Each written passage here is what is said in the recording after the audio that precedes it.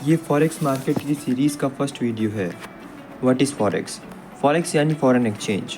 Common exchange market को short में forex कहते हैं। ये वर्ल्ड का सबसे बड़ा फाइनेंशियल मार्केट है। इमेजिन करो कि एक मैसिव मार्केट पूरी दुनिया में फैला है जहाँ गुड्स का ट्रेड होता है। बस यहाँ फ़र्क इतना है कि यहाँ गुड्स की जगह ग्लोबल करेंसी का ट्रेड होता है। फॉरेक्स और फॉरेन एक्सचेंज ये वर्ल्ड का सबसे बड़ा मार्केट है। इसमें रोज़ $6 ट्रिलियन का ट्रेड किया जाता है। हमारे इंडियन स्टॉक मार्केट सिर्फ 9 से 5 खुलता है, पर यहाँ 24 घंटे मंडे टू फ्राइडे बिन किसी रुकावट के हम ट्रेड कर सकते हैं। आप भी सोचते होंगे कि आखिर फॉरेक्स मार्केट है कहाँ पे? जैसे इंडिया में स्टॉक मार्केट को सेबी कंट्रोल करती है, लेकिन फॉरेक्स डिसेंट्रलाइज्ड है। इसका मतलब है कोई एक अथॉरिटी या एक गवर्नमेंट कंट्रोल नहीं करती। बैंक, ब्रोकर, डीलर और गवर्नमेंट जो एक दूसरे के साथ ट्रेड करते हैं, इनके नेटवर्क से ही फॉरेक्स मार्केट बनता है। Please subscribe if you like the video. Currency abbreviation. Her country की खुद की करेंसी होती है। फॉरेक्स मार्केट में ये करेंसी 3 लेटर कोड से रिप्रेजेंट करी जाती है। For example USD, United state dollar, और simply dollar, EUR, euro, CAD, CAD, GBP, great Britain pound और simply pound, CHF, Swiss franc और simply Swiss. What is currency pair?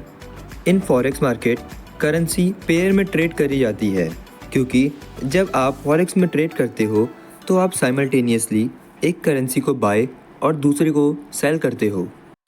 Let's see an example of pound dollar currency pair. किसी pair की first currency को base currency और second currency को quote currency कहते हैं। जब हम किसी करेंसी पेयर को बाय करते हैं, एग्जांपल पॉन्ड डॉलर, या लॉन्ग करते हैं, तो हम एक्सपेक्ट करते हैं कि पाउंड बढ़े और डॉलर घटे। Major currency pair. ये कुछ मेजर करेंसी पेयर है, और ध्यान देने वाली बात यह है कि इन सभी में US डॉलर कॉमन है। ऐसा इसलिए क्योंकि 90% of global trade US dollar में किया जाता है। हमें भी इन्हीं करेंसी पेयर में ट्रेड करना चाहिए, क्योंकि इनमें हाई लिक्विडिटी होती है, जिस कारण से जो बिड और आस्क के बीच का स्प्रेड है वह कम लगता है। How profits are calculated in forex market. तो बड़ी बड़े कंपनीज और इंस्टीट्यूशन दूसरी कंट्री से गुड्स बाय करने के लिए अलग अलग करेंसी का यूज़ करती है। इन गुड्स को बाय करने के लिए उन्हें वहाँ की लोकल करेंसी चाहिए होती है। जैसे अगर हम फॉरेन हॉलिडे में जाते हैं तो हम वहाँ की करेंसी में एक्सचेंज कराते हैं। बस डिफरेंस ये है कि ये बड़े बड़े कंपनीज और इंस्टीट्यूशन बहुत ह्यूज अमाउंट में एक साथ एक्सचेंज कराती है। तो पूरी दुनिया में हो रही एक्सचेंज या एक्सचेंज रेट बदलते रहते हैं। करेंसी को जब एक्सचेंज किया जाता है तब उसका सर्टेन प्राइस या एक्सचेंज रेट होता है, और ये करेंसी का price law of supply and demand से डिटरमाइन किया जाता है। इसको बेहतर समझने के लिए एग्जांपल लेते हैं। मान लीजिए आप इंडिया में रहते हैं और USA में अपना हॉलिडे मनाने जाते हैं, तो आपको इंडियन रुपी को US डॉलर में एक्सचेंज कराना पड़ेगा। इस टाइम पे रेट के हिसाब से मान लेते हैं 70 Indian rupees is equal to 1 US dollar.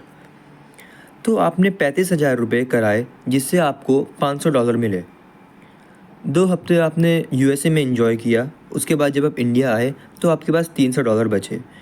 तो इंडिया में तो आप डॉलर को यूज़ नहीं कर सकते, तो आपको वापस इंडिया में रुपीज़ में कन्वर्ट करना पड़ेगा।